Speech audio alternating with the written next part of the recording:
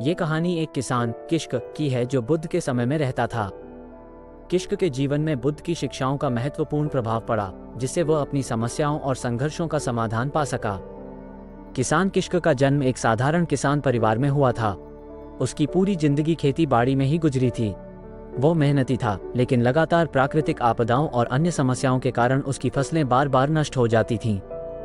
किश्क का जीवन संघर्षों से भरा था। एक दिन जब उसकी सारी फसल बर्बाद हो गई तो वो बहुत निराश हो गया और जीवन का अर्थ खोजने के लिए निकला। अपने गांव से दूर एक दिन किश्क ने सुना कि पास के गांव में बुद्ध अपने शिष्यों के साथ ठहरे हैं। उसने सोचा कि क्यों न इस महान संत से मिलकर अपनी समस्याओं का समाधान पूछा जाए।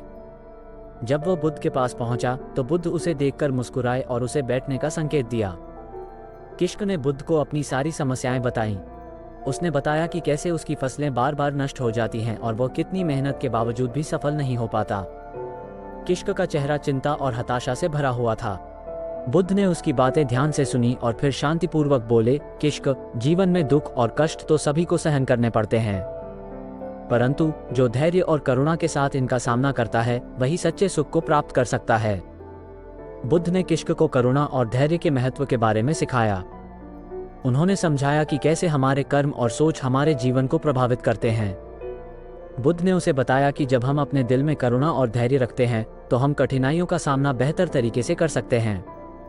किश्क ने बुद्ध की बातों को ध्यानपूर्वक सुना और उनके शब्दों से उसे एक नई दिशा मिली। बुद्ध के उपदेश सुनने के बाद किश्क ने अपने जीवन में बदलाव लाने का निर्णय लिया। वह अपने गांव वापस लौट आया और उसने अपनी खेती बाड़ी के काम को एक नई दृष्टि से शुरू किया। अब वह हर कार्य को धैर्य और करुणा के साथ करता। धीरे धीरे उसकी मेहनत रंग लाने लगी और उसकी फसलें बेहतर होने लगीं। उसके जीवन में सकारात्मक बदलाव आने लगे। किश्क ने न केवल अपने काम में बल्कि अपने जीवन में भी ध्यान और साधना को महत्व दिया। वो हर दिन सुबह और शाम ध्यान करता और बुद्ध के उपदेशों को याद करता। ध्यान की मुद्रा में बैठकर वह अपनी आत्मा की शांति और संतुलन को प्राप्त करता। ध्यान के माध्यम से उसे अपने जीवन के गहरे अर्थ का अनुभव हुआ और वह अंदर से मजबूत और शांत महसूस करने लगा।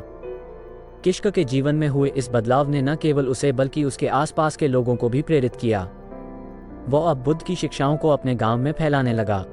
वह लोगों को करुणा, धैर्य और आत्म साक्षात्कार के महत्व के बारे में सिखाता। गांव के लोग उसकी बातों को ध्यानपूर्वक सुनते और उनके जीवन में भी बदलाव आने लगे। किश्क के जीवन में हुए इस बदलाव ने साबित किया कि करुणा, धैर्य और आत्म साक्षात्कार के माध्यम से हम अपने जीवन को सुखमय और शांत बना सकते हैं। बुद्ध की शिक्षाओं ने किश्क को न केवल उसकी समस्याओं का समाधान दिया बल्कि उसे जीवन का सच्चा अर्थ भी सिखाया।